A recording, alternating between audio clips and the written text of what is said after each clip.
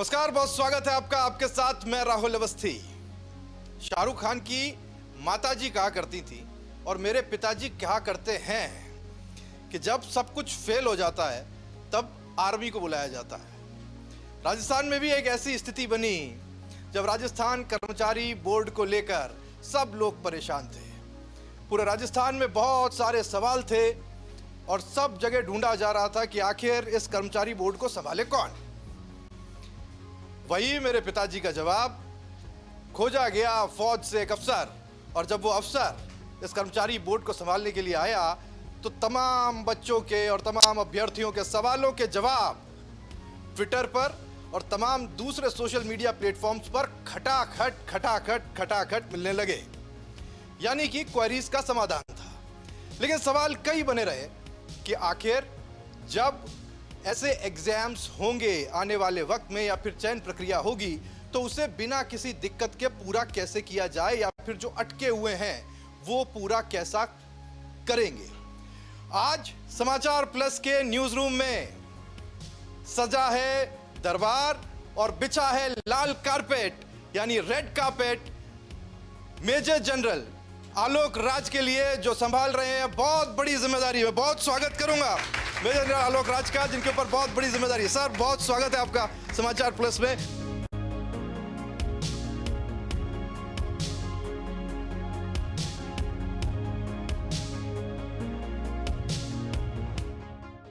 Welcome आलोक sir.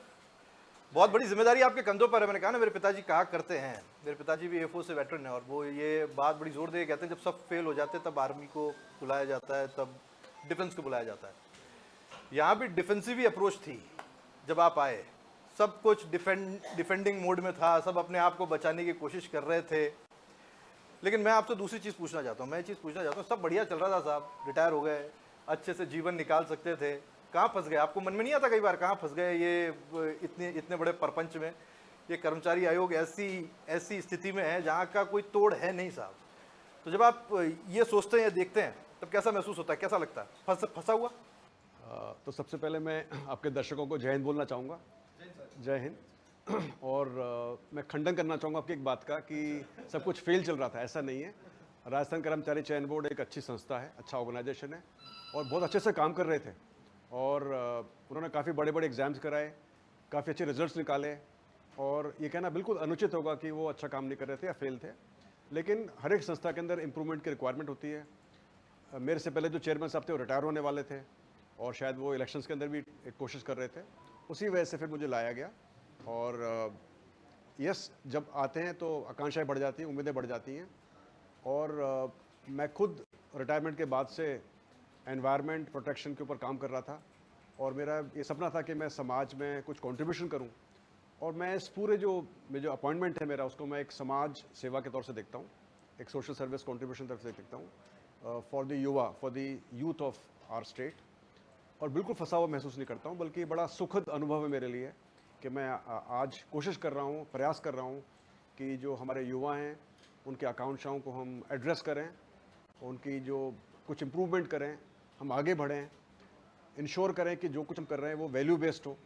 तो इसलिए बड़ा अच्छा अनुभव है और मुझे सब कुछ अच्छा लग रहा है। सर, थोड़ा सा रिवाइंड मोड पर मैं ले जाना चाहूँगा। हम सीधे आपके चैलेंजेस पर आ गए, लेकिन सबसे पहले तो सर थैंक्स आपकी सर्विसेज के लिए फॉर द नेशन। और अभी भी आपकी नॉन स्टॉप सर्विस जारी है और ये भी सर्विस नेशन के लिए ही होगी। आपके बारे में जब हम गूगल करते हैं या सोशल मीडिया पर जाते हैं तो बहुत ज़्यादा कुछ मिलता नहीं। मतलब इतना मिलता है कि आप भरतपुर से थे, आपने सीकर, चौमू, जयपुर में पढ़ाई करी, फिर आप आर्मी में चले गए। सोशो इकोनॉमिक बैकग्राउंड फैमिली का कैसा रहा नहीं पता चलता है। इतने सारे अवार्ड्स आपको मिले हैं, विशिष्ट पदक आपको मिला है। इसके अलावा अगर मैं बात करूँ तो आप मैराथन धावक भी हैं, पर्वतारोही भी हैं। या तो बहुत इंस्पिरेशनल कहानी निकलेगी और या फिर एक ऐसी कहानी निकलेगी जिसको हम सब सुनना चाहेंगे कि चलिए ठीक है, वो जो रियलिटी शोज़ में जिस तरह की फैमिली कहानियाँ आती हैं वैसी ना हो, ठीक ठाक भी हो तो भी काफ़ी इंस्पिरेशनल होगी। क्यों नहीं मिलता? मतलब इतना सन्नाटा क्यों है आपको लेकर या आपके बैकग्राउंड को लेकर गूगल पर? तो आई थिंक सभी आर्मी ऑफिसर्स या जो फोर्सेस से होते हैं वो कभी भी सोशल मीडिया पर नहीं आते। आप तो ट्विटर पर भी हाल ही में आए हैं। वो काफ़ी हेल्ड बैक रहते हैं और हमारी पॉलिसी होती है आर्म फोर्सेस के अंदर कि जब आप सर्विस में होते हो आपको सोशल मीडिया पर या पब्लिसिटी के अंदर आपको नहीं जाना है।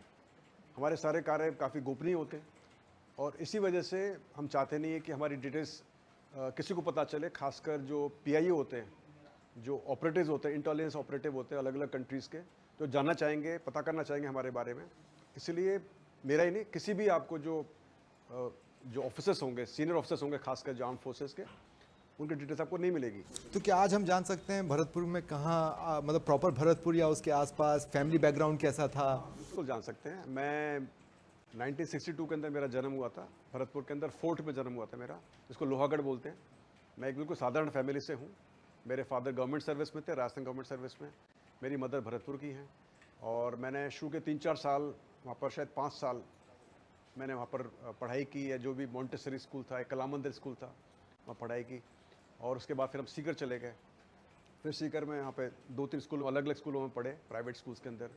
फिर 1 साल के लिए चौमू आ गए, वहाँ पर गवर्नमेंट स्कूल में पढ़े। फिर जयपुर आ गए, फिर जयपुर में हमने पढ़ाई की अलग अलग गवर्नमेंट प्राइवेट स्कूल्स में। और फाइनली फिर मैंने महाराजास कॉलेज से मैंने BSc किया, वो 1981 में किया। और 82 के अंदर फिर मैंने आर्मी ज्वाइन कर ली, वाया CDS और NCC। Combined defence services exam के थ्रू हुआ था। वैसे मेरे फादर का सपना था कि मैं इंजीनियर बनूं, जैसे टिपिकली होता है डॉक्टर इंजीनियर्स का जो सब सोचते हैं। और मेरा भी शुरू में कोशिश रही, लेकिन मुझे बहुत ज़्यादा पढ़ाई का इतना ज़्यादा, मैं I was not so brilliant, ठीक ठाक था। फर्स्ट डिविजनर 70%, 75%। केमिस्ट्री मेरी वाटरलू थी, बड़ी मुश्किल से पास होता था मैं। फिजिक्स और मैथ्स मेरे स्ट्रॉन्ग पॉइंट्स थे, वो हमेशा मुझको 85-90% मार्क्स लाते थे। लेकिन केमिस्ट्री की वजह से मेरा डब्बा गोल रहा और मेरा इंजीनियरिंग में एडमिशन नहीं हुआ। और मैं बहुत खुश हूँ इस बात से, आई एम वेरी हैप्पी कि मेरा नहीं हुआ। मैं बताना चाहूँगा आपके दर्शकों को कि कई बार जब आपका नहीं होता किसी चीज़ में एडमिशन, तो आपको घबराना नहीं चाहिए, परेशान नहीं होना चाहिए। I think God has another door for you to open, और आपको अलग अपॉर्चुनिटी मिलने वाली है। तो इसलिए कभी भी सोचना नहीं चाहिए कि मुझे यही करना था और ये मैं नहीं कर पाया। ब्लेसिंग इन डिस्गाइज जिसको बोला जाता है। सर, जब सेना की बात आती है तो आपके बारे में जब पढ़ा तो ये भी पता लगा कि शुरुआत में अंडरवेट थे आप, तब इसलिए सिलेक्शन नहीं हो पाया था, ऐसा भी कुछ रहा? यस, मैं एक्चुअली हमारा जब एग्ज़ाम होता है, रिटन एग्ज़ाम CDS में, तो बहुत से बच्चों ने दिया भी होगा। उसके बाद में फिर आप पास कर लेते हैं, फिर आप जाते हैं SSB के लिए, that is called service selection board interview. उसमें काफ़ी सारी चीज़ें होती हैं, वो काफ़ी 4 डेज़ एलेबोरेट इंटरव्यू होता है। फिर आपका मेडिकल होता है, तो मेडिकल में मेरा काफ़ी, आई वॉज अंडरवेट, तो काफ़ी लोगों ने मुझे सुझाव दिए और कि आप खूब सारे बनानास खा लीजिए। तो मुझे अच्छे से याद है कि मैंने, हाँ, भाई वेट बढ़ जाएगा आपका, तो मैंने कोशिश की उस दिन कभी, तो मेरे को पता लगा मेरी कैपेसिटी 1.5-2 किलो ज़्यादा नहीं है, तो 1.5 किलो बनाने में खा लिया। फिर भी I was declared underweight, but I think army की पॉलिसी है कि दे हैव अ रेंज, यदि आप उस विद इन रेंज में आते हो एंड दे नो कि ये बच्चा जो थोड़ा सा, when he will start eating well and start exercising, he will start putting on weight, so they accepted me. But yes, I went for a course, when I was in Maharajas college, तो मैं BSc कर रहा था, मैंने NCC join की थी। Through NCC I went for course called basic mountaineering course, पर्वतारोहण course होता है ये उत्तरकाशी में, Nehru institute of mountain, NIM Uttarkashi. जब मैं वहाँ पे गया उस कोर्स को करने के लिए, तो मुझे पहले दिन उन्होंने रिजेक्ट कर दिया। They rejected me on 3-4 grounds. First ground was I was under as, second ground I was under weight, third ground was I am very weak. तो ये सब जो थी उसके मापदंड के मैं बैठ नहीं रहा था, और उन्होंने बोला कि आपको कल ही वापस जाना है, and I was suppose to come back. तो फिर मैं काफ़ी, आई वॉज क्वाइट डिसअपॉइंटेड कि कैसे मतलब मुंह दिखाऊंगा जाकर मैं कि भाई मैं रिजेक्ट हो गया वहाँ पर कोर्स के लिए, जो कि NCC कैडेट के लिए अच्छा कोर्स होता है। और फिर मैंने बताया वहाँ पे जो हमारे दूसरे जो लोग थे, for good for me there were 13 army officers वो कोर्स कर रहे थे। उसमें से एक ऑफिसर थे मेजर दिनेश कपूर। उन्होंने बोला कि how can a man from Rajasthan be weak, man from Rajasthan are suppose to be warriors, you are suppose to very strong man, you are not weak, we will take care, you please just say कि I want to do this course. तो मैंने जाके बोला principal साहब को, major Premchand थे, मुझे अच्छे से याद है, बहुत ही बेहतरीन ऑफिसर इंडियन आर्मी के। उन्होंने फिर बोला कि ठीक है आपको मौका दे देते हैं, आप इतना बोल रहे तो we will give you chance. I said okay, you give me a chance, and if I don't come up to your expectation, then maybe you can send me back on medical grounds, but don't send me that I'm weak, otherwise I will not be able to face my friends when I go to Maharaja's college.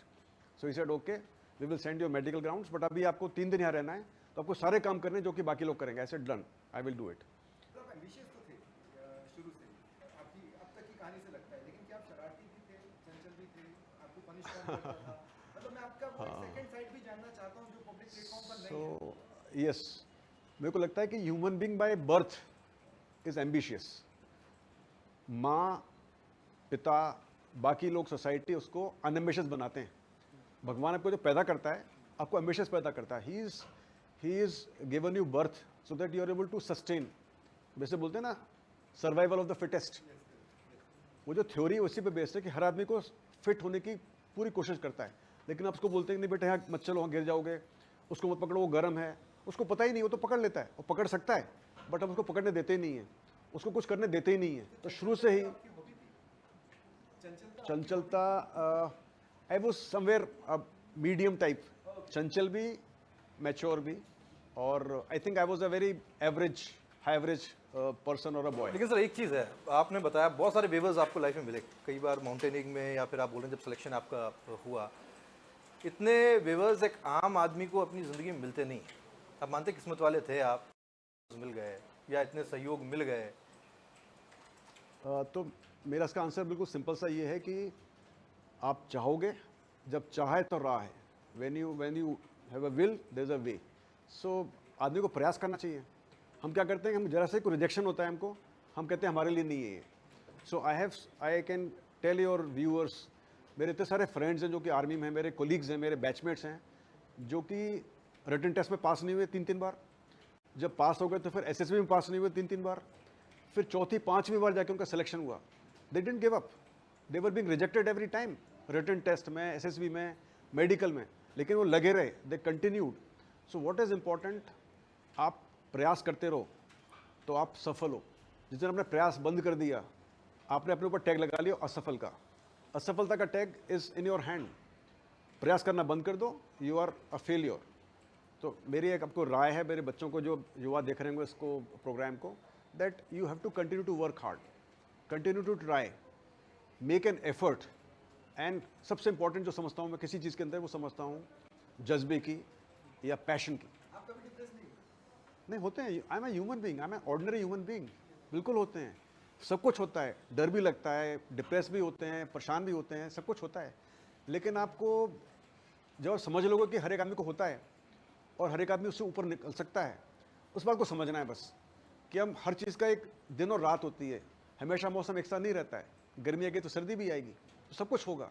So once you understand कि life क्या होती है, it is not bed of roses, कि आपको हमेशा बिल्कुल red carpet welcome मिलेगा, सब कुछ आपको स्माइल करेंगे, सब आपको सब प्रेज करेंगे, ऐसा नहीं होगा। लाइफ में आपको हर तरह के रुत आएगी, हर तरह के लोग मिलेंगे। So you have to understand कि आपका एक अच्छा टाइम और बुरा टाइम चलता रहेगा। आपने गिव अप कर दिया तो आपको बुरा टाइम बढ़ जाएगा। आप गिव अप नहीं करो, एक्सपेक्ट करो, प्रयास करते रहो, you will soon get your better times. That is what I think should be life. आप कह रहे हैं गिव अप नहीं करें। अच्छा, ये मैं तो आपकी लाइफ की और आप ही की जर्नी के साथ में इसको आगे बढ़ता हूँ। तो आपने सोच रखा है आप गिव अप नहीं करना है, कम से कम इस सिलेक्शन बोर्ड के रिगार्डिंग, क्योंकि कई लोग, हम बाहर से बैठ के जब इस सिलेक्शन बोर्ड को देखते हैं, हमें लगता है भैया गिव अप ही कर दो, अब ये भगवान भरोसे, इसको भगवान ही चलाएंगे, यहाँ की जो स्थितियाँ हैं वो भगवान भरोसे और वही संभालने वाले हैं। तो आप इसे लेकर के अब कितनी सतत प्रयास करने वाले हैं, और आपको लगता है पटरी पर आता हुआ दिखाई देगा? इन आ गया है, पटरी पे था। कोई भी टू से कि ये बिल्कुल ही पटरी पे नहीं था या ये सिस्टम अच्छा नहीं था, गलत बात है, बिल्कुल ऐसा नहीं बोलना चाहिए। मैं समझता हूँ पटरी पे था, कुछ कमियाँ हर एक ऑर्गेनाइजेशन में होती हैं, हर एक संस्था में होती हैं। हमको उसको इम्प्रूव करना है, उसको अपने मिटिगेट करना है प्रॉब्लम को, और फिर उसको और आगे ले जाना है। तो मैं समझता हूँ कि हम ये कोशिश करें कि जो हमारी कमियाँ उनको हम एड्रेस करें। जैसे एक डॉक्यूमेंट वेरिफिकेशन होता है, एक ये बहुत ही बड़ी हमारी वल्नरेबिलिटी, एक कमी है जिसको हम एड्रेस करने की कोशिश कर रहे हैं, उसको इम्प्रूव कर रहे हैं। हमारे जैसे क्वालिटिव क्वेश्चंस होते हैं, हम पूछते हैं, क्वेश्चन डिलीट हो जाते हैं, उसको हम इम्प्रूव करने की कोशिश कर रहे हैं। और तीसरा जो है कि युवाओं का भरोसा कि पेपर लीक हो जाएगा, चीटिंग होगी, उस सब को हम एड्रेस करने की कोशिश कर रहे हैं, और काफ़ी सफल भी हुए हैं।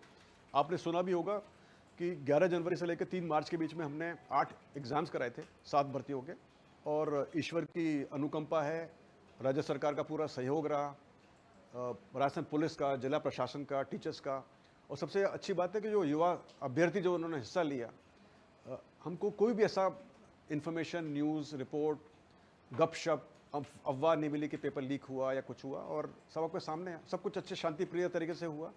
और मुझे उम्मीद है आगे वाले जो एग्ज़ाम्स होंगे वो और भी अच्छे तरीके से होंगे। और ये बता दूं आपको मैंने कि मेरे आने से पहले राजस्थान कर्मचारी चयन बोर्ड ने सिर्फ 2 या 3 FIR दर्ज की थी किन्हीं प्रकरण के अंदर। हमने पिछले 6 महीने में करीबन 13 FIR दर्ज कर दी हैं अलग अलग डमीज़ केसेस के अंदर। तो हम पूरी कोशिश कर रहे हैं कि जो हमारी कमियां थी कि हम डमीज़ आ जाते थे, ऐसे लोगों को हम ब्लॉक करें, चेक करें। हमने करीबन 350 बच्चों को डीबार किया है लाइफ टाइम के लिए, ताकि वो एग्ज़ाम ना दे सकें। अभी 72 बच्चे हैं जिन्होंने कि फर्जी स्पोर्ट्स सर्टिफिकेट लगा रखे हैं, हम उसकी जांच कर रहे हैं और फिर उस पर एक्शन लेंगे। अभी कुछ समय पहले कुछ 700 बच्चों ने एक मॉफ्ट प्रूफ लगा दिया था अपने क्वेश्चन को अपने आंसर को सपोर्ट करने के लिए, उसको हमने पकड़ लिया। तो हम पूरी कोशिश कर रहे हैं कि जो लोग फर्जी हैं, जो लोग मेहनतकश नहीं हैं, जो लोग ज़बरदस्ती घुसना चाहते हैं, जो लोग आगे पहुंचना चाहते हैं, उनको रोका जाए, और जो बच्चे असली हैं, मेहनती हैं, जिन्होंने पूरा जान लगाया है, उन बच्चों को हम आगे लेकर आए। तो हमारा डॉक्यूमेंट प्रयास है- वेरिफिकेशन आपने खुद कहा, डॉक्यूमेंट वेरिफिकेशन को लेकर हाल ही में आपने एक ट्वीट भी किया था, एक आर्टिकल को ट्वीट किया था, और आपने बताया था कि बेसिक सजेशन जो था वो आपकी तरफ से आया, जिसको एसओजी भी कैरी फॉरवर्ड कर रही है। क्या था वो बेसिक सजेशन, उसमें सबसे बड़ा ऑब्स्टिकल क्या था जिसको दूर करने के लिए आपने एक सजेशन डेवलप किया? सो डॉक्यूमेंट वेरिफिकेशन अंदर क्या होता है कि जो अभ्यर्थी होते हैं, जो सिलेक्टेड या 2 टाइम्स या 3 टाइम्स वाले जो अभ्यर्थी होते हैं, उनके डॉक्यूमेंट्स की जांच होती है। उनके अलग तरह के जो सर्टिफिकेट्स है, स्पोर्ट्स सर्टिफिकेट है, कैटेगरी सर्टिफिकेट है, EWS विकलांगता सर्टिफिकेट, सबकी जांच की जाती है, खासकर डिग्री से जांच की जाती है। और यदि वो डॉक्यूमेंट वेरिफिकेशन की तरतीब अच्छे से ना हो, दूसरी बात, कई बार जो एग्ज़ाम बच्चे देने जाते हैं वो डमी बिठा देते हैं, और फिर डॉक्यूमेंट वेरिफिकेशन में असली अभ्यर्थी आ जाता है, और हम पकड़ ही नहीं पाते कई बार कि कैसे। तो हम कोशिश कर रहे हैं अभी कि हमने ऐसे कई से तरकीब निकाली है, हमने 5-6 हमने ऐसे इनिशिएटिव लिए हैं जिससे हम डमी को आने नहीं दे पाएंगे। जो डमी वहाँ पर एग्ज़ाम पहले तो वहाँ बैठने नहीं देंगे, और यदि बैठ गया तो यहाँ पर पकड़ लेंगे हम। तो ये हमने बहुत use of face scan, hand writing matching, कई सारे हमने तरीके निकाले हैं कि हम उसको बच्चे को पकड़ लेंगे जो डमी आया, और उसका पीछे तब छोड़ेंगे भी नहीं। जब वो जिले में जाएगा, अब ज्वाइन करेगा, वहाँ पर भी उसकी चेकिंग की जाएगी। यानी कि हम ऐसे 5 तरीके निकालेंगे कि इस चीज़ में पकड़ा ही जाएगा वो। हैंड राइटिंग को लेकर हम लोगों ने भी चर्चा की थी कि सर, जब आपने ये फैसला लिया कि आप इसको पकड़ेंगे किस तरीके से, मतलब हैंड राइटिंग। सो हैंड राइटिंग का जो आइडिया था, ये एसओजी के जो ADG साहब हैं, VK सिंह साहब, उनका था, और बहुत अच्छा आइडिया था ये, बहुत ही बढ़िया। एंड क्रेडिट तो उसके लिए आपको एक्सपर्ट्स की मदद लेनी पड़ेगी। नहीं बताता हूँ। उसका क्या होता है कि जब अदालत में पेश करते हैं डमी के केसेस के अंदर, तो वहाँ पर कोर्ट सबूत मांगता है, और सबूत बहुत पुख्ता होने चाहिए। तो कई बार सबूत जब पुख्ता नहीं होता है, तो ऐसे हालत के अंदर ना तो उसको अरेस्ट कर पाते हैं, ना उसकी फिर वो बेल रोक पाते हैं, और ना उसको फिर उसके बाद दोषी करार कर पाते हैं। तो जो जैसे सिग्नेचर मैचिंग होता है, signature is just one small thing जिसकी वजह से आप एक फर्जी आदमी को पकड़ सकते हो। बैंक में आपका जो आप अमाउंट आप ड्रॉ करते हो, लाखों रुपए, एक सिग्नेचर के बेसिस पे करते हो। When you write a sentence, you are writing 20 such signatures, आपके 20 सिग्नेचर हैं। सिग्नेचर आप बार बार लिखते हो, आपको याद रहता है, लेकिन जब सेंटेंस लिखोगे ना, आपको याद नहीं रहा कैसे लिखा था मैंने सेंटेंस को। तो जब हमने एग्ज़ाम शुरू कराए, मेरे आने के बाद हमने 7-8 एग्ज़ाम कराए 7 भर्तियों के, तो पहले एग्ज़ाम से ही हमने शुरू कर दिया था कि हर एक अभ्यर्थी 3 या 4 सेंटेंस लिखेगा अपने अटेंडेंस शीट पर, अपने हैंड राइटिंग के अंदर, अपने पेन से। यदि वहाँ पर डमी बैठा होगा तो उससे लिखा होगा वो सेंटेंस। अब जब अभ्यर्थी यहाँ पर आएगा हमारे पास डॉक्यूमेंट वेरिफिकेशन में, हम उससे दोबारा लिखवाएंगे वही चीज़। और जहाँ तक बात मैचिंग की है, मैचिंग आप हर एक को नहीं कर सकते हो। जब मैचिंग का शक लगेगा हम मैचिंग करेंगे। हम कई सारे पैरामीटर्स पे चेक कर रहे हैं, यदि सारे पैरामीटर्स मिलते हैं तो कोई दिक्कत नहीं है, लेकिन कोई भी 1-2 पैरामीटर नहीं मिलता है तो फिर डाउट जाएगा। ऐसा अभ्यर्थी संदिग्ध अभ्यर्थी बन जाएगा, और उसके फिर हर चीज़ की जाँच की जाएगी। हैंड राइटिंग की जाँच नंगी आँख से भी कर सकते हैं, आमतौर पर कर सकते हैं, और नहीं कर सकते तो फिर FSL के थ्रू कर सकते हैं। और उसके बाद फाइनली जब हमको लगेगा कि वास्तव में अभ्यर्थी फर्जी है, तो hand writing will become a very strong evidence against the individual, and it will be admissible in the आप जिसकी बात कर रहे हैं सर, वो लोग हैं जो आपके हिसाब से बिना केला खाए हुए वजन बढ़ाना चाहते हैं। लेकिन समस्या ये है साहब कि वो जो एक्सपर्ट्स है, आप कह रहे हैं कोर्ट में जब मामला जाता है, कोर्ट एविडेंस मांगते हैं, और एविडेंस के साथ साथ वो व्यक्ति भी मांगते हैं जिसके पास इस चीज़ को पुख्ता करने की, कहना चाहिए, जानकारी हो। अब ये फॉरेंसिक्स का पार्ट हो जाता है कि कौन ये बता पाएगा कि ये हैंडराइटिंग मैच हो रही है नहीं हो रही है। कोई लेमैन तो बता नहीं सकता, कोर्ट में वही एक व्यक्ति होना चाहिए। अब इतने हैंडराइटिंग एक्सपर्ट्स, या तो पुलिस खुद ही जूझ रही है, उनके पास एक्सपर्ट्स की कमी है, अब ये आप इतने लाएंगे कहाँ से? ये तो बड़ा लवाजमा हो गया। हाँ, नहीं मतलब इसमें कोई शक नहीं है कि ऐसी चीज़ें काफ़ी डिफ़िकल्ट होती हैं, पर ये एक बहुत ही बेहतरीन तरीका है, इसको हमको प्रयोग करना चाहिए। और जैसे आप सोच रहे हैं कि बहुत सारे डमी होंगे, अभी डमियों की संख्या बिल्कुल कम हो जाएगी।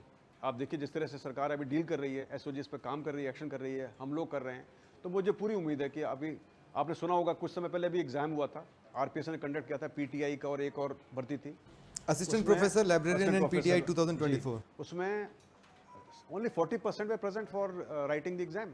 इसे आपने ट्वीट भी किया है 23 मई को। मैंने 60% मिसिंग थे। क्यों मिसिंग थे 60%?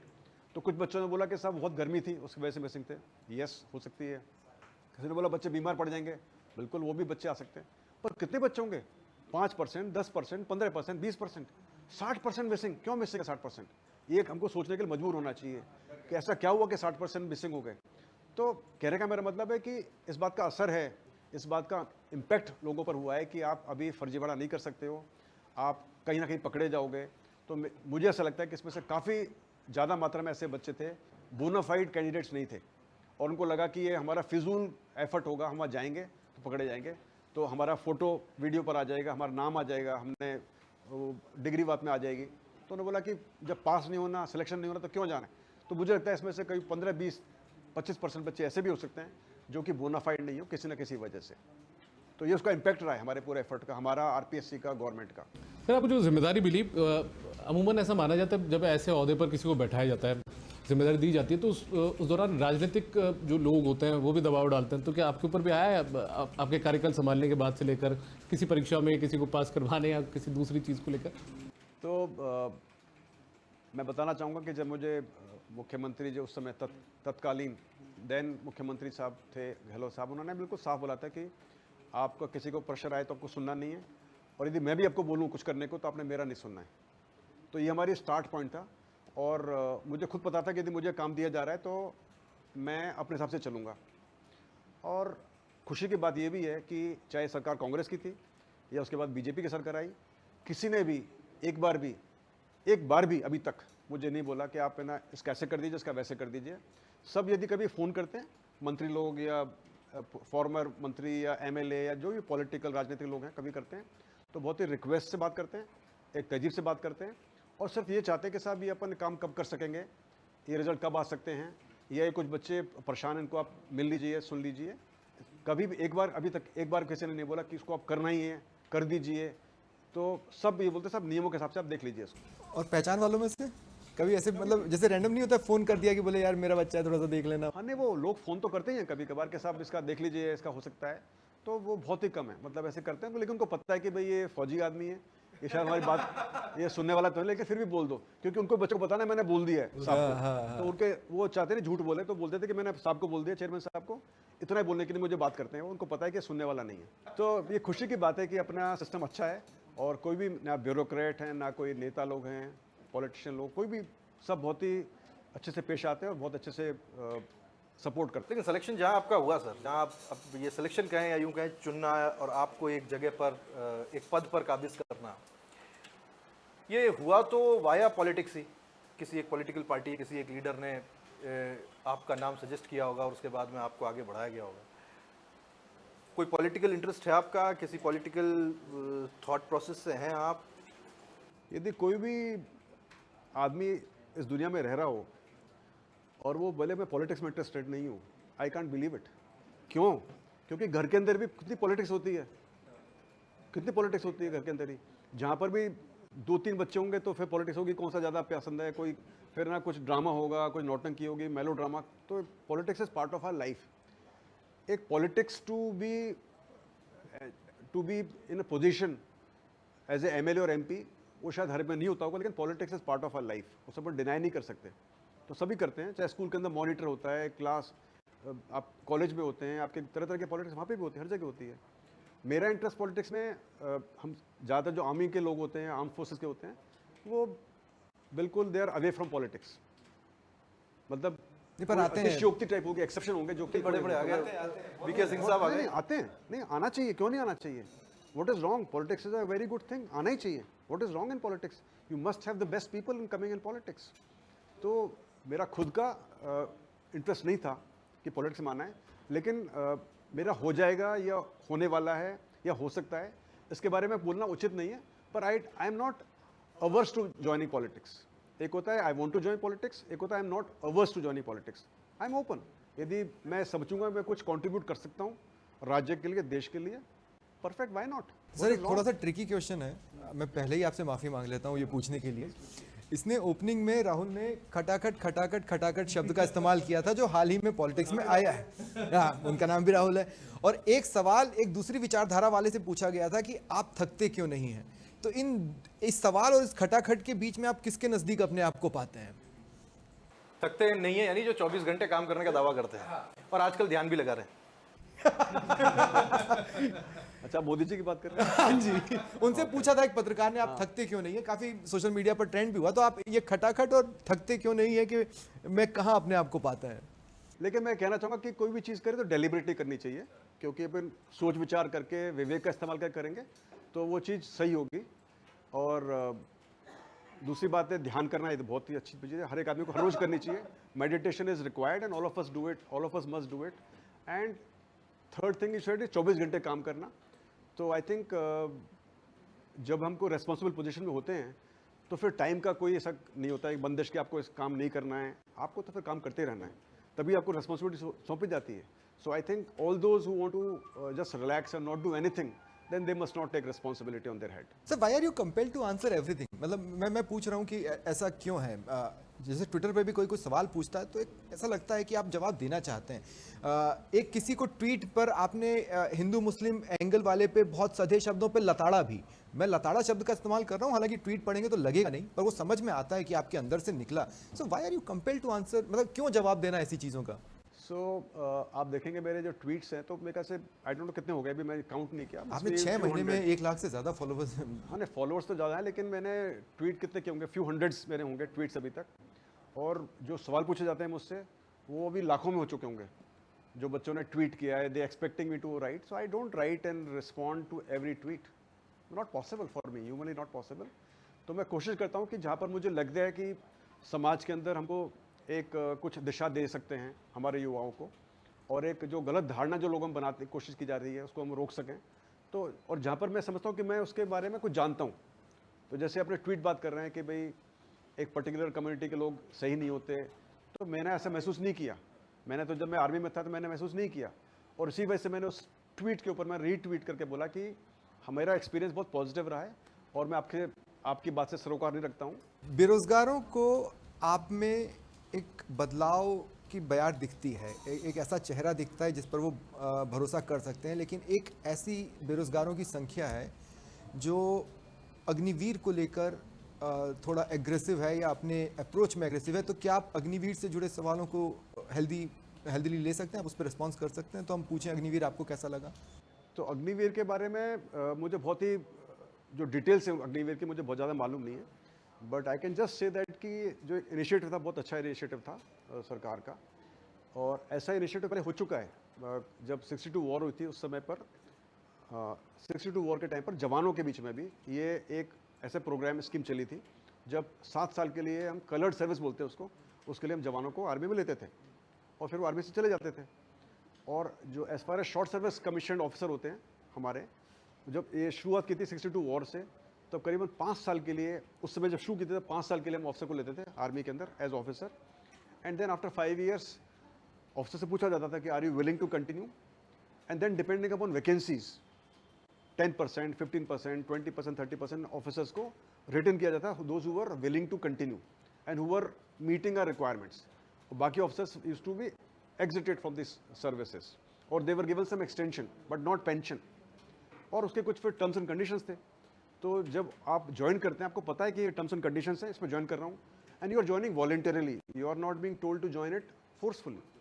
उसी के तर्ज पे ये अग्निवीर की जो स्कीम चली है उसके अंदर आप 4 साल जाएंगे आर्मी के अंदर, और 4 साल के बाद में आर्मी डिसाइड करेगी कि आप सूटेबल है आर्मी में रहने के लिए आगे या नहीं है। तो 25% लोगों को रोका जाएगा, और कई लोग इसको जोड़ते हैं पेंशन से कि भाई पेंशन बचाना चाहती है सरकार। तो मेरा सोच थोड़ा अलग है, मतलब मुझे मालूम नहीं कि एग्जैक्टली क्या यही रीज़न है, लेकिन मेरे को लगता है कि कई बार जब हम जो जवान ज्वाइन करते हैं या कोई भी ऑफिसर ज्वाइन करते हैं, सो they are joining based on some written test or some running test, but they may not have aptitude and attitude for and required let's say personality to do well in war or to do well in operation areas. तो मुझे लगता है कि उस हालत के अंदर army के पास ऑप्शन होना चाहिए कि ऐसे जवानों को वो कंटिन्यू ना कराए, और जो बेस्ट है उसको रखा जाए। और आप सब मुझे इस बात से सहमत होंगे कि देश की रक्षा के लिए armed forces are very important and armed forces have to be very competent and efficient. तो उनके पास ऑप्शन होना चाहिए कि जो आदमी बेस्ट है इसमें उन्हीं को रखा जाए। ये नहीं कि बाकी लोग अच्छे नहीं हैं या रिजेक्टेड है, वो नहीं, just that keep the best for a job to be done well by armed forces. तो जो 75% बच्चे होंगे वो कंटिन्यू नहीं कर पाएंगे और उनको फिर बाहर आ जाएंगे। यस, उनकी कुछ टर्म्स एंड कंडीशंस हैं जो कि इस तरह की हैं जिसमें कि बच्चों को आपत्ति है, और शायद मैं यदि मेरा बच्चा होता मुझे भी आपत्ति होती, और उनको एड्रेस किया जाना चाहिए। और मुझे उम्मीद है कि सरकार इसका इस तरफ ध्यान होगा। और जब कोई भी नई स्कीम लेकर आई जाती है, so it can not be always in the first shot the best scheme.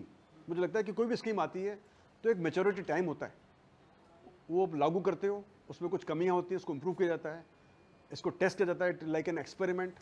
If it succeeds it is good, if it doesn't succeed government can take a call not to abolish it also. बड़ी राष्ट्रवादी approach है आपकी इसे लेकर के, और आप इसे लेकर के बड़े खुले विचार के हैं कि मुझे ऐसा लगता है एक्सपेरिमेंट्स के लिए तैयार। एक एक्सपेरिमेंट है जिसकी कि अब जो आप जिम्मेदारी संभाल रहे हैं वहाँ बहुत ज़्यादा ज़रूरत है, और वो एक्सपेरिमेंट ऐसा है जो ऐसा नहीं कि हुआ नहीं हो या हो नहीं रहा हो। जब हम सेंट्रल सर्विसेज में देखते हैं सिलेक्शन प्रोसीजर को, तो वहाँ पर कई बार हम देखते हैं कि ऑनलाइन एग्जाम्स हो रहे हैं और वहाँ सिलेक्शंस में कोई गड़बड़ी नहीं है, वहाँ सब कुछ स्मूथ होता है। हमारे यहाँ वो ऑनलाइन सिस्टम कैसे हम लागू कर सकते हैं, कैसे लेकर के आ सकते हैं, एक क्वेश्चन बैंक बन जाए, कुछ ऐसा हो जो वहाँ हो रहा हो वैसा हम यहाँ लेकर के आएँ, सो दैट वो प्रॉब्लम्स नहीं हो जो हम डे टू डे फेस कर रहे हैं हर एग्जाम के अंदर। तो इसे लेकर के भी क्या आप उसी तरह के खुले विचारों के हैं एक्सपेरिमेंट्स को लेकर? मैं इसमें ऐड कर सकता हूँ। आपने जो CBT वाली जो एक्सपेरिमेंट की बात की थी कि हम पेपर को ऑनलाइन देंगे लेकिन जवाब कागज़ पे लेंगे, उसमें हाइब्रिड फार्मूला भी लगाएंगे, वो मेरे ख्याल से इसमें एडअप होता है। तो वो कहाँ तक पहुँचा, इस सवाल के साथ इस पॉइंट को भी जोड़ लें please. Okay, so very good question कि क्या हम एक्सपेरिमेंट करने को तैयार हैं? Are we willing to experiment in Rajasthan Karmachari Chayan board? Yes, we are not willing, we are experimenting now. So आपको बताना चाहूँगा, बहुत खुशी से बताना चाहूँगा कि हम करीबन अभी 33 एग्ज़ाम कराने वाले हैं ओवर नेक्स्ट 6 मंथ्स। उसमें से करीबन 23 एग्ज़ाम ऑनलाइन होंगे। आउट ऑफ 33 एग्ज़ाम, 33 में से करीबन 22 या 23 एग्ज़ाम ऑनलाइन होंगे। ऑनलाइन का मतलब है कि वो एग्ज़ाम्स कंप्यूटर पे दिए जाएंगे और हाँ, और आंसर OMR शीट पर होगा। अब ऐसा क्यों होगा? तो पेपर लीक का जो सिस्टम है, पेपर लीक एक बहुत लंबी, पेपर लीक क्यों होता है? पेपर लीक इसलिए होता है क्योंकि एक बहुत लंबा एक इसका प्रोसीजर है। पेपर कहीं पर बनता है, उसके बाद पेपर फिर टाइप होता है, फिर उसके बाद में फिर वो प्रिंट होता है। जो प्रिंटिंग की प्रक्रिया बहुत लंबी होती है, लाखों पेपर छपने होते हैं। फिर वो पेपर प्रिंटिंग प्रेस से ट्रेजरी में लाया जाता है, अलग अलग जिलों के अंदर, अलग अलग गाड़ियों में। फिर वो उस ट्रेजरी से या जहाँ से भी होता है वो फिर एग्जामिनेशन सेंटर में जाता है, वो हज़ारों की संख्या में होते हैं, और फिर उसके बाद अलग अलग इन्विजिलेटर के पास जाता है, और काफ़ी सारा लंबा टाइम लगता है। मतलब it is a very long process, long drawn process. और ये इतना प्रोसेस में जितने सारे हज़ारों लोग इसमें इन्वॉल्व हैं, कहीं पर भी एक कोई चूक हो गई जाने अनजाने में, वो पेपर लीक हो सकता है। तो यानी कि ये इतना लंबा और इतना संवेदनशील जो प्रक्रिया है, वो जरा सी चूक की वजह से पेपर लीक हो सकता है। और आपको मालूम है कि माफिया राजस्थान में, हरियाणा में काफ़ी तेज़ है और कोशिश करता है कि उस चूक का फ़ायदा उठाए, और कई बार प्रोएक्टिवली वो कोशिश करते हैं हमको तोड़ने की और ब्रेक इन करने की। तो इससे निपटने का एक बहुत ही आसान तरीका है, वो है CBT, यानी कि पेपर बन जाए और डायरेक्टली जहाँ से बने वो सर्वर पर आ जाए, और सर्वर से आके वो सीधा कंप्यूटर के मॉनिटर पर आ जाए। यानी कि कहीं पर भी कोई पेपर ना प्रिंट हुआ, ना किसी ने उसको उठाया, ना किसी ने खोला, और पूरा पेपर एनक्रिप्टेड होता है, और खाली बस 5 मिनट पहले वो डिक्रिप्ट होता है, मॉनिटर पर आता है। यानी कि पेपर लीक की समस्या खत्म, हैकिंग की समस्या शुरू। हैकिंग की समस्या शुरू। अब हैकिंग की समस्या शुरू है क्योंकि जो मॉनिटर्स हैं, कंप्यूटर है, वो एक इलेक्ट्रॉनिक मशीन है, और उसको आप हैक कर सकते हैं, आप सबको मालूम है। अब कितनी तादाद में हैक कर सकते हैं, कितना हैक हो सकता है, इसका आप कहना उचित भी नहीं होगा, और आप कह भी नहीं सकते, लेकिन संभावना बनी रहती है। उस संभावना को निपटने के लिए हमने शुरू किया हाइब्रिड सिस्टम, यानी कि कंप्यूटर के ऊपर पेपर आएगा, एज अ किंडल बुक आप उसको पढ़ोगे, लेकिन आप एक बार में एक क्वेश्चन देखोगे, और आपका जो आंसर है उस क्वेश्चन का आप अपने OMR शीट में दोगे, जैसे आप ये करते हैं। So it is a combination between CBT and paper pen exercise. जब आंसर आप ओमर शीट पे दे रहे हो और आपका जो कंप्यूटर उसको कोई हाईजेक भी कर ले तो आंसर दे नहीं सकता, और आपके कंप्यूटर स्क्रीन पे आ भी नहीं सकता किसका ए है बी है, उसको पता ही नहीं कौन सा क्वेश्चन आप कर रहे हो। तो यानी कि it is the best of both worlds, best of paper pen exercise and best of computer exercise. तो हम इस तरह से हम करीबन 22-23 एग्जाम्स करने वाले हैं ओवर नेक्स्ट 6 मंथ्स। पीछे जाके सवाल देख पाएंगे, जैसे कई बार होता है ना कि सेकंड नंबर का क्वेश्चन मैं बाद में अटेम्प्ट करूंगा, पहले आगे आसानी से, बहुत ही। अभी ये तो आप देख लीजिए, आपके जो मोबाइल पर बच्चे करते हैं, मैंने एक बार ट्वीट भी किया था, मैंने मैंने पोल भी कराया था बच्चों से कि आप इसके बारे में क्या कहेंगे, आप CBT कराना पड़े आप कर लेंगे। तो मैंने 3 ऑप्शन दिए थे, आसानी से कर लेंगे, कर तो लेंगे ट्रेनिंग करके, और कुछ बच्चों द्वारा नहीं कर पाएंगे। तो बहुत ही कम बच्चे थे जिन्होंने बोला हम नहीं कर पाएंगे। आई थिंक सम 15-20% बच्चों ने बोला हम नहीं कर पाएंगे। लेकिन जब वो लिख रहे थे ना हम नहीं कर पाएंगे, actually they were writing the CBT, क्योंकि वहाँ पर एक क्वेश्चन था जिसमें पूछा था मैंने कि आप ये कर पाएंगे नहीं कर पाएंगे, उसमें से उसको आंसर चूज करना था ABC, उसने चूज किया, उसको आंसर दे दिया, वही CBT है। तो CBT के अंदर क्वेश्चन आपके मॉनिटर पर आएगा, आपने चूज करना ABCD, फिर आप उसको कर्सर को दबाएंगे, नेक्स्ट में जाएगा, फिर आप दबाएंगे नेक्स्ट में जाएगा, फिर आपको याद है नहीं मैंने पुराना क्वेश्चन नहीं किया, दोबारा दबाएंगे कर्सर को, लेफ्ट में ले जाएगा, फिर आपने जब बीच में करते याद है मैंने 35वां क्वेश्चन मैंने नहीं किया है, करना देखना चाहता हूँ, ऊपर जाएंगे वहाँ पर लिखा होगा 35, उस पर क्लिक करेंगे 35 क्वेश्चन सामने आ जाएगा। It is as easy and as simple as paper pen exercise. आपने OMR शीट का जिक्र किया। राजस्थान में हम लोग कहते हैं कई लोग होशियार होते हैं, कई लोग डेढ़ होशियार होते हैं। अगर मैं गलत नहीं हूँ तो कुछ दिनों पहले कि डेढ़ होशियारी का ऐसा एक मामला सामने आया था, जिसके अंदर कोई OMR शीट को लेकर के चैलेंज कर रहा था पूरी व्यवस्था को कि उसके अंदर ही कुछ गड़बड़ी हो गई, उसके अंदर ही आंसर कुछ गलत बता दिए गए, कुछ ऐसा हो गया, कुछ वैसा हो गया। ये भी एक चैलेंज रहता है आपके सामने कि लोग लिटिगेशन में चले जाते हैं। और जब आप कहना चाहिए सेंट्रल एग्जामिनेशंस को देखते हैं या वहाँ के सिलेक्शन प्रोसीजर को देखते हैं, वहाँ लिटिगेशन लगभग 0, और यहाँ लिटिगेशंस बहुत ज़्यादा हैं। उसको सॉल्व करने के लिए कोई प्रोसीजर? अच्छा सवाल है आपका, और मैं कहना चाहूँगा कि जो सिस्टम ट्रांसपेरेंट होता है वहीं पर ही क्वेश्चन उठते हैं। जो सिस्टम बंद होता है उसमें क्या क्वेश्चन कर पाओगे, पता ही नहीं आपको क्या हो रहा है। तो हमारी कोशिश ये है कि हमारा सिस्टम काफ़ी खुला हुआ हो, ओपन हो, ट्रांसपेरेंट हो, और यही हमारी प्रक्रिया जारी है। और मैं शायद आज पहली बार अनाउंस भी करने वाला हूँ कि आगे चल के जो एग्ज़ाम्स होंगे उनके अंदर हमारी प्रयास रहेगा कि जो OMR शीट बच्चे भरते हैं तो शीघ्र अतिशीघ्र as soon as possible we will try to upload the OMR sheet on cloud, और हर एक अभ्यर्थी अपने खुद की OMR शीट को अपने SSID के थ्रू देख पाएगा। उससे उसको भरोसा हो जाएगा। हालांकि उसके पास डुप्लीकेट कॉपी होती है, लेकिन वो चेक कर पाएगा कि जो उसके पास डुप्लीकेट कॉपी है और उसमें कोई फ़र्क तो नहीं है।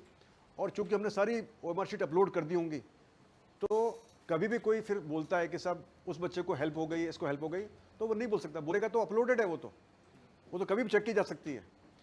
बच्चा तो खुद अपनी चेक कर सकता है, अभ्यर्थी अपनी, लेकिन हमारा सिस्टम हर एक अभ्यर्थी की अपलोड चेक कर सकता है। And once OMR sheet has been uploaded on the system, it is available for scrutiny, यानी इसकी जांच की जा सकती है। तो यानी कि जो एक दिमाग में संभावना बनी रहती थी कभी भी अभ्यर्थियों के मन के अंदर कि किसी के जान पहचान वाले से हेल्प हो रही है, वो सब बिल्कुल खत्म हो जाएगी। सप्लीमेंट्री एक सप्लीमेंट्री बहुत जरूरी बात मैं भूल जाऊँगा वो इसलिए सर कि आपने जब ये कहा तो उसके बाद में आपने एक दरवाज़ा खोला और दूसरा दरवाज़ा दूसरे सवाल के लिए और खोल दिया। तो आप ये कह रहे हैं आपके यहाँ ट्रांसपेरेंसी है, इस वजह से सवाल उठते हैं, और जहाँ पे सेंट्रल सिलेक्शन प्रोसीजर है उसके अंदर क्योंकि इतने क्लोज डोर्स हैं इसलिए सवाल नहीं उठते हैं, या फिर ट्रांसपेरेंसी नहीं है या उसका अभाव है। क्या आप ये कहते हुए सवाल उठा रहे हैं उस प्रोसीजर पे कि वहाँ क्या हो रहा है किसी को पता नहीं है, वहाँ ट्रांसपेरेंसी की ज़रूरत है, या वहाँ कुछ ऐसी गड़बड़ है जो किसी के सामने नहीं आ रही? नहीं, ये नहीं, मेरा कहने का मकसद अलग से था। जो ऐसी एजेंसीज हैं, मुझे मालूम नहीं किसके बारे में बात कर रहे हैं, जो ऑर्गेनाइजेशन है, जो भी हैं हमारे देश के जो बड़े बड़े ऑर्गेनाइजेशन जो एग्ज़ाम कराते हैं, they are time tested, they are doing extremely well, बहुत ही सुलझे हुए, बहुत ही स्ट्रीमलाइन सिस्टम्स हैं, they are doing very well. और तभी पूरी जो हमारी पब्लिक है, हमारी पॉपुलेशन है, हमारे जो युवा हैं, जो विद्यार्थी हैं, सबका उन पर भरोसा है, और उसी वजह से वो बहुत अच्छा भी कर रहे हैं। लेकिन सिर्फ ये कि उनको डिटेल्स मालूम नहीं होती, तो फिर वो RTI बहुत ज़्यादा लगाते हैं, लिटिगेशन में जा सकते हैं, और जाते हैं, ऐसा नहीं आप सोचें नहीं कि वो जाते नहीं हैं, वो जाते हैं। लेकिन हमारे यहाँ पर सारे सिस्टम खुला रखते हैं, तो वो क्या होता है कि वो बाकी लोगों का भी डिटेल्स देखते हैं और फिर वो लिटिगेशन जाते हैं। तो दोनों सिस्टम के मेरिट्स और डीमेरिट्स होते हैं, और ये कहना अनुचित होगा कि बाकी सिस्टम अच्छे नहीं है। Can we take a moment, और क्या हम इस बात की खुशी मना सकते हैं कि जो अब तक आलोक राज जी ने किसी को नहीं बताया वो उन्होंने समाचार प्लस की स्क्रीन पर बताया है? हमारे दर्शकों को भी, ताकि ये बात समझ में आ जाए कि ये एक बहुत बड़ा अनाउंसमेंट है OMR शीट्स को ऑनलाइन करने का। ये अपने आप में देखो, मुझे मेरा रील मटेरियल मिल गया। आज मैं पहली बार ही हमने आज ही डिसाइड किया और आज ही आपको मैं बता रहा हूँ कि ये OMR शीट जो होंगे सभी अभ्यर्थियों के, हम उसको अपलोड करेंगे ताकि अभ्यर्थी अपनी OMR शीट देख सकें। और इट इज़, उसको पता है उसकी OMR शीट क्या है, लेकिन most important is once you have uploaded OMR sheets on the system, फिर कोई भी सवाल नहीं, उसको चेंज नहीं कर सकता। और चूंकि वो सिस्टम अवेलेबल है, it is available for scrutiny also, जांच के लिए अवेलेबल है, तो कोई भी संभावना जो दिमाग में होगी वो निकल जाएगी। और जब तक आपने इसको स्कैन करके अपलोड किया है तब तक की भी नहीं बनी है, रिजल्ट भी नहीं आया है, तो I think it is a very fair system. हाल ही में एक ऐसा इंसिडेंस आया जिसमें किसी ने आपसे फ़ोन पर बातचीत की, उसको रिकॉर्ड कर लिया, उसने माफ़ी मांगी है आपसे और आपने उसे माफ़ भी कर दिया। इस पूरे एपिसोड को आप किस तरह से देखते हैं, या क्या ये छप गया है आपके दिमाग में? कहीं आपका भरोसा तो लोगों पर कम नहीं हो गया है, कहीं आगे से आपका इंटरेक्शन कम ना हो जाए? अच्छा, माफ़ करने के लिए भी बड़ा दिल चाहिए, माफ़ करके अब आप सचमुच आगे बढ़ रहे हैं, क्या मतलब एग्जैक्टली आपके दिमाग में चला इस पूरे एपिसोड में? तो ये एक्चुअली बहुत ही मामूली बात थी। इसको कहते हैं ना कि राई का पहाड़ बना देना, या ब्लोइंग आउट ऑफ प्रोपोर्शन वाला इशू हो गया था। तो ऐसा कुछ भी नहीं था। एक अभ्यर्थी ने मेरे फ़ोन कॉल को रिकॉर्ड कर लिया, वो कहता है उसने अनजाने में किया, हो भी सकता है, और उसके बाद उसने फिर किसी फ्रेंड के साथ शेयर कर दिया उस रिकॉर्डेड कॉल को, और फिर वो एक से दूसरे के आदमी वो वायरल हो गया और फिर वो न्यूज़ में भी आ गया। और हालांकि उसमें जो रिकॉर्डेड जो कॉल था उसमें कुछ भी ऐसा नहीं था जिससे कि वजह से कि किसी को परेशानी हो। मुझे कुछ बुरा लगा नहीं था। मैं बताना चाहूँगा कि जो गलत था, कभी भी किसी कॉल का रिकॉर्ड करना बिना अनुमति के, आप सबको मालूम है आजकल के अंदर जो प्राइवेसी एक्ट है हमारा, उसके तहत आप किसी का कॉल रिकॉर्ड नहीं कर सकते बिना प्राइवेसी के, बिना परमिशन के। That is number 1। और इसी वजह से जब भी आप रिंग करते हैं एयरलाइंस में या किसी भी इंक्वायरी के लिए, तो बोलते हैं कि हम ट्रेनिंग के लिए इसको रिकॉर्ड करेंगे और परमिशन मांगते हैं। आप नहीं चाहे रिकॉर्ड करना तो आप मना कर सकते हैं। तो पहली बात तो ये। और दूसरी बात, जब रिकॉर्ड करने के बाद उनको मालूम होना चाहिए कि हमने इसको यदि किसी को, एक आदमी को बोला है, तो जरूर दूसरे आदमी के पास जाएगा, फिर तीसरे के पास जाएगा, फिर चौथे के पास जाएगा, यानी कि वो वायरल होगा ही होगा। ये जब बात करते हैं, जबकि पहले मोबाइल भी नहीं थे, टेलीविज़न भी नहीं थे, हम बात करें जब लोग सिर्फ बात ही क्या करते थे, आप कुछ था ही नहीं, उस समय पर भी ये बात जब बोलते थे कि कभी दूसरे को ना बताना, नहीं तो ये बात सब जगह फैल जाएगी, मोहल्ले में फैल जाएगी। अब आज की तारीख में तो सोशल मीडिया है, तो फैलेगी। तो बहुत ज़रूरी है कि हम जब भी अपना मुंह खोलें तो हम ध्यान रखें कि ये बात फैलने वाली है। तो ये एक तरह से इस एपिसोड को मैंने एज ए लर्निंग पॉइंट लिया है, not so much for me, पर जो मेरे युवा साथी हैं, आपने देखा होगा मेरे जो ट्वीट्स होते हैं, मैं कोशिश करता हूँ कि मेरे युवा साथियों को मैं अपनी जो मेरे एक्सपीरियंस हैं उनको मैं बांटूँ, उनसे शेयर करूँ, अच्छे और बुरे दोनों तरह के, ताकि बजाय खुद वो अब गलती करके सीखें, वो मेरी गलतियों से सीखें, और थोड़ा बहुत जो मेरा एक्सपीरियंस रहा है आर्म फोर्सेस का, उससे वो सीखें। तो मैंने उसको बच्चे को बोल दिया था, मेरे पास आया भी था, और मैंने बोल भी दिया था कि भाई आप, और मैंने ये भी बोला है मेरे ट्वीट के अंदर कि माफ़ी तो भगवान देता है, हम तो इंसान लोग हैं, हम तो छोटे लोग हैं जो माफ़ी किसी को देंगे। और मैंने उससे ये उम्मीद जताई है, और उस एपिसोड के जरिए मैंने सभी युवाओं से ये उम्मीद जताई है कि वो लोग ना तो कॉल रिकॉर्ड करेंगे बिना परमिशन के, ना उसको वायरल करने की कोशिश करेंगे। और मुझे उम्मीद कि इसका असर इस बात पर नहीं पड़ेगा, मुझे लोग बात नहीं करेंगे, लोग अभी बात करते हैं, आते हैं, मिलते हैं, सब कुछ हो रहा है, तो इंटरेक्शन में कोई कमी नहीं आई है। नमस्कार सर, मैं वंशिका शर्मा। सर, जैसा कि आपने बताया कि जब आप सिलेक्ट नहीं हो पा रहे थे बिकॉज ऑफ अंडरवेट, तो आपने बोला था कि मैं अपने फ्रेंड्स को कैसे फेस करूंगा। सर, बीइंग अ यूथ, हमको भी बहुत ज़्यादा ऐसे जब हम रिजेक्शन फेस करते हैं तो हमारे दिमाग में सबसे पहले थॉट यही आता है कि अब हम फेस कैसे करेंगे। तो आपका इस पर कुछ कहना चाहेंगे आप? इस हाँ, नहीं, सही बात है। तो एक्चुअली क्या होता है कि हम सोचते हैं कि लाइफ का जो एंड है वो सिर्फ इस सिलेक्शन पर ही था। हम बहुत ज़्यादा सोचते ही नहीं इसके बारे में, और हम सोचते हैं कि हमको एक ही चांस मिला है, इसमें सफल नहीं हुए तो हमारा लाइफ द एंड हो गया कैरियर का। तो ये बात उनकी गलती नहीं होती, क्योंकि वो युवा होते हैं, ज़्यादा सोच नहीं पाते हैं, और मैं भी उस समय, मेरी उम्र भी काफ़ी कम थी, तो मैंने ज़्यादा सोचा नहीं कि मैं कैसे उसको फेस करूँगा। लेकिन चूँकि मैं भी मेरी उम्र अभी 60 के ऊपर है, और मैं आप सबसे बता सकता हूँ कि हमको बहुत सारे ऐसे प्रेरणादायक पर्सनालिटीज़ हैं इस दुनिया के अंदर, जो कि कितनी लंबी एज में जाकर उन्होंने PhD की हैं, जो कि अनपढ़ थे। आपने नाम सुना होगा 2 दादियों का, जो कि हरियाणा की हैं, जो कि 80-90 साल में उन्होंने दौड़ना शुरू किया और उन्होंने मेडल्स ले लिए। तो यानी कि इसका कोई, आप कभी भी अचीव कर सकते हैं सक्सेस अपनी लाइफ के अंदर। लेकिन आपको सिर्फ ये लगना नहीं चाहिए कि हमारा ये लास्ट अटेम्प्ट था। सो एज आई सेड कि आप असफल जब तक नहीं हैं जब तक आप प्रयास कर रहे हैं। सर बचा हुआ 2-2.5 साल का कार्यकाल बचा है, इसको लेकर कोई खास प्लानिंग? और कुछ काम ऐसे भी किए हैं जो अब तक बोर्ड के पास, आयोग के पास नहीं थे, जैसे खुद की बिल्डिंग नहीं थी, वो भी आपने? बिल्डिंग मेरे टाइम पर अभी शुरू हो गई है, लेकिन इसका जो पूरा श्रेय है वो हमारे पुराने चेयरमैन साहब और उससे पुराने चेयरमैन साहब और राज्य सरकार को जाता है, जिन्होंने इसके लिए पैसा अलॉट किया और सब कुछ किया। हम बस कोशिश कर रहे हैं कि उसको प्रोजेक्ट को आगे बढ़ाएं। जहाँ तक आगे 3 साल 3.5 साल का जो मेरा कार्यकाल है, यदि वो उतना टाइम में सर्व करूँगा, इसका कुछ पता नहीं होता, अनिश्चित होता है तो, लेकिन हमारे प्रयास रहेगा कि जो अभी सिस्टम है उसको और स्ट्रीमलाइन करें, खासकर डॉक्यूमेंट वेरिफिकेशन सिस्टम को और एक क्वेश्चन बैंक मैनेजमेंट सिस्टम को, तो ताकि कह रहे हैं पॉलिटिक्स इन्वॉल्व नहीं होती, लेकिन आप कह रहे हैं कि अनिश्चित होता है। चूँकि अपॉइंटमेंट एक पॉलिटिकल अपॉइंटमेंट होता है, तो ये कहना बिल्कुल अनुचित होगा कि हम अपना कार्यकाल पूरा करते हैं। मेरे कार्यकाल में मुझे राज्य सरकार का पूरा सहयोग तब भी था और अभी भी है, और ये और भी इम्प्रूव होता जा रहा है, और हम कोशिश कर रहे हैं कि हम जितना राज्य सरकार का सपोर्ट लेकर इम्प्रूव कर सके सिस्टम को, उतना करें।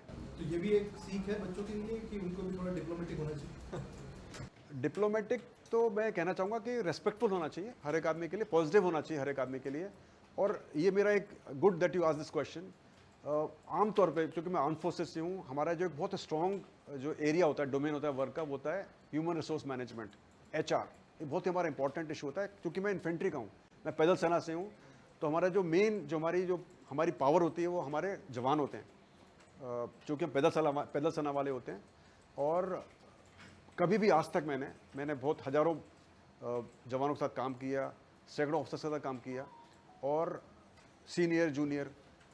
मेरी सोच ये है कि कभी भी कोई आदमी यूजलेस नहीं होता, हर एक आदमी में कुछ खूबियाँ होती हैं, चाहे आपको वो कोलीग है, जूनियर है, सीनियर है, हर एक में कुछ ना कुछ होती हैं। अब यदि आप अच्छे लीडर हैं तो आप उसकी जो खूबियाँ हैं उनको आप एक्सप्लॉइट करें और उसको हेल्प करें उसकी कमियों को पूरा करने के लिए, उसको मिटिगेट करने के लिए। Then you will be a very good leader, you will have very good team. यदि आप गिव अप करना शुरू कर दें कि ये आदमी सही नहीं है, ये ढंग से काम नहीं कर सकता, इसको कुछ आता नहीं है, इसको कुछ मत दो, तो आप you are actually losing out on their expertise. जो उनके कुछ हर एक आदमी यूनिक होता है, चाहे वो कैसा भी हो, कितना पढ़ा लिखा हो, कैसा भी हो, पतला दुबला मोटा लंबा, जैसा भी, हर एक आदमी कुछ कमियां, कुछ खासियत होती हैं। We must try to exploit them. Dilip, आपसे कोई सवाल? सर मेरा आपसे एक सवाल है कि जो भर्तियाँ निकलती है, वैकेंसी जो आती है, उसका एक टाइम पीरियड नहीं रहता है। ये हालांकि अलग अलग मैटर हैं, राज्य सरकार निकालती है, लेकिन आपकी ओर से इस तरह के अगर कोई कार्य करना चाहोगे तो किस तरीके से करोगे, ताकि एक अभ्यर्थी होता है टाइम पीरियड के अनुसार उसकी तैयारी करे और उसके बाद आगे अपनी तैयारी कर पाए? आपका क्या नाम बताया बेटा आपने? मेरा नाम सर दिलीप है। दिलीप, बहुत अच्छा सवाल पूछा आपने, और ये बिल्कुल वास्तव में एक बहुत ही बुनियादी हमारी एक कमजोरी है हमारे सिस्टम की, कि हम उसको पंचवर्षीय योजना बनती है कई भर्तियों की। हमने अभी रिजल्ट डिक्लेयर किए करीबन 3 दिन पहले, जो 2018-2019 की भर्तियों के थे। तो मुझे खुद इस बात का एहसास है कि हमारा जो सिस्टम है वो इतना ज़्यादा रोबस्ट नहीं है कि हम इतने पुरानी भर्तियों का रिजल्ट इतना लेट डिक्लेयर कर रहे हैं। तो ये हमारी बहुत बड़ी कमजोरी, हमारी वीकनेस है। ये इसका हमको ज्ञान हो चुका है और हम हमारा कोशिश कर रहे हैं कि हम इसको इम्प्रूव करें। हम चाहेंगे कि जितना जल्दी हो सके हम जब हमारे पास अर्थना आ जाती है, व्हेन द अर्थना यानी requisition is received by us from a विभाग, उसके बाद से हमारी क्लॉक शुरू होती है, उसके पहले हम नहीं बोल सकते। फॉर एग्जांपल JEN भर्ती, हमारे पास अभी 2 विभागों की अर्थना नहीं आई है, 4 विभागों की आ गई है। जैसे हमारे पास वो 2 विभागों की अर्थना आ जाती है, देन आर क्लॉक स्टार्ट्स। उसके बाद में फिर हमारी जिम्मेवारी हो जाती है इसको पूरा तैयारी से किया जा सके। तो हमारी कोशिश होगी कि ये जो एक एरिया है उसको हम एड्रेस करें और कोशिश करें कि हर एक भर्तियाँ टाइम से हों, टाइम से एग्जाम हो, टाइम को चेंज नहीं कर पाएँ, टाइम से रिजल्ट डिक्लेयर करें। लेकिन अभी इस मामले में दिल्ली दूर है, तो मैं कहना चाहूँगा कि थोड़ा सा अपने को धैर्य रखना पड़ेगा। लेकिन मुझे उम्मीद है यदि मैं ऐसे काम करता रहा और मुझे पूरा सहयोग मिलता रहा और हम ऐसे चलते रहे, तो जहाँ तक मेरा सवाल, कोशिश होगी कि ये आप जो आपके मन में एक सवाल उठा है उसका आंसर आपको एक्शन से मिले हमारे। सर मेरा आपसे ये सवाल है कि आर्मी के अंदर लीकेज की कोई व्यवस्था नहीं होती, लीकेज नाम का कोई प्रश्न नहीं है। आपका इतना कार्य अनुभव रहा है, लीकेज पेपर लीक, हाँ मैं कह रहा हूँ लीकेज नाम की चीज़ आर्मी में कहीं होती ही नहीं है। अच्छा लीक, ओके। और आप जिस प्रशासनिक पद पर अभी बैठे हुए हैं वहाँ लीकेज ही लीकेज है। तो इस लीकेज को रोकने के लिए आप जिन मापदंडों को या जिस प्रकार से कार्यशैली आप अपना रहे हैं, तो 37 साल का आपका कार्य अनुभव जो रहा है आर्मी का, क्या उसका लाभ इसमें हो पा रहा है? कितने आप सक्सेस हो पाए हैं? आपका अच्छा सवाल है कि आर्मी में हमारा जो सिस्टम होता है वो काफ़ी साफ़ सुथरा होता है और वहाँ ऐसे कोई करप्शन या लीकेज का नहीं होता है। और यहाँ पर आपको लगता है कि काफ़ी लीकेज होता है या करप्शन होता है, तो काफ़ी हद तक आपका जो अनुमान आपने लगाया, हनुमान जी ने अनुमान लगाया, वो बिल्कुल सही है। हाँ, बिल्कुल सही है। और ये बिल्कुल मेरे साक्षात मेरे सामने नज़र आ रहा है मेरे को। बहुत ही तरीक़ा का फर्जीवाड़ा हम उसको देख रहे हैं। और चूँकि मैं आर्मी से हूँ, मेरे को अपनी इमेज के हिसाब से रहना है और मेरा शुरू से जो मेरी अपब्रिंगिंग है वो यही रही है कि आपने सीधा चलना है, सीधा काम करना है। और आते ही फिर हमने, जैसे हम आए और शुरू किया, हमने मुझे कंप्लेंट्स आनी शुरू हो गई लोगों की। उनका भरोसा था कि साहब फौजी आदमी है, हमारी बात सुनेंगे, हमारी बात मानेंगे। तो सारा जो क्रेडिट है जो मैं कर रहा हूँ वो सब उन बच्चों को जाता है जिन्होंने मुझे आके कंप्लेंट किया, मुझे बताया साहब ये गलत है, ये गलत है, ये गलत। मुझे उम्मीद है कि हम इसमें सफल होंगे और आप सबकी दुआएं और आप सबका सहयोग चाहिए हमको। सर मेरा नाम ब्रजेश है। कुछ थोड़े ही सवाल लेके आया हूँ कि जो कि पहले तो आचार संहिता के एक बहाना था कि आचार संहिता हटेगा तो हम भर्ती होंगे। पहले तो सर ये बताएं कि आचार संहिता हटने के बाद आप कितनी भर्तियाँ स्टार्ट करने वाले हैं और कितने जो एग्ज़ाम्स है वो होने वाले हैं? तो आचार संहिता का एग्ज़ाम का तो कोई था संबंध नहीं, क्योंकि जो एग्ज़ाम्स हमने पहले अनाउंस कर दिए थे सारे, वो हमने कैलेंडर निकाल दिया था, पहले से निकाल दिया था वो तो आचार संहिता से पहले। सिर्फ रिजल्ट्स रुके हुए थे, क्योंकि रिजल्ट्स होते हैं उसके ऊपर अनाउंस नहीं कर सकते हैं। आपने सुना होगा कि हम रिजल्ट्स अनाउंस कर रहे हैं धीरे धीरे। हमने पहले कुछ रिजल्ट्स अनाउंस किए, आज 2 रिजल्ट अनाउंस और हो जाएंगे।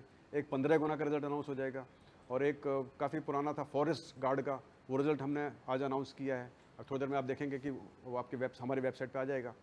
और फिर अभी अगले हफ्ते फिर हम कुछ और रिजल्ट्स अनाउंस करेंगे। तो प्रक्रिया शुरू हो चुकी है और बहाना कुछ भी नहीं था। ये एक जो टाइम होता है वो हमको देना पड़ता है।